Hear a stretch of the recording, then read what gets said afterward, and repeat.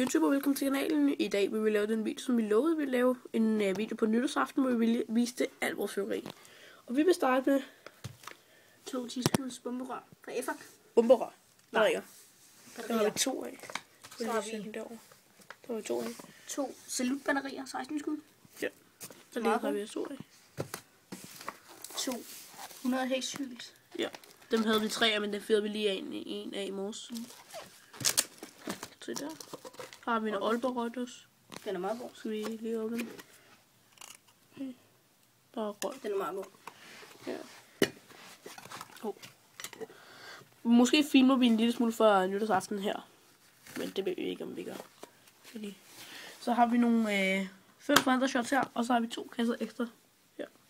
Med 5 i, så vi har 15 Thundershots. Så har vi en masse Sputnik. Hvor mange har vi der? Vi har 15, vi har 30. 30 stykker? Ja. Og så har vi 30 kasser hyldefontæner fra EFAC. Deres bag der. Ja, jeg tror vi har 100 hyldefontæner hedder det. En masse Stevens Klint. Ja. Og så nogle raketter ned fra Østrig, så en lille smule Grand Cru XO. Ja. Så har vi sådan Vi leverede jo vores Grand Cru XO tilbage, fordi at batteriet sprang i luften ned på jorden, så vi fik vores penge tilbage. Og så har vi det her. Der har vi Fiskbomber med de Stevens Klint i. Der har vi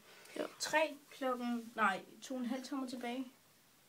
Ja, så 2 mellemraketter, og så bare en sådan normal, så altså resten. Ja. Så har vi en pakke Det flyventæppe. Ja.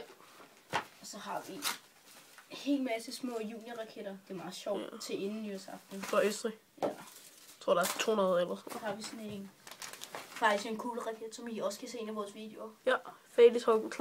24, kl. 12 raket. Så det vi skal tænde med, det er... Så har vi de her lighter. Så har vi de her lighter, det er sådan jet lighter. De er rimelig fede. Så, Det er dem, og så har vi de lighter, vi har. her. Og nogle af de her, det er sådan nogle fontæner, det her. Sådan noget junior der. Og en pose med lidt junior fra sidste år. Så det var det. Tak for at I tog med.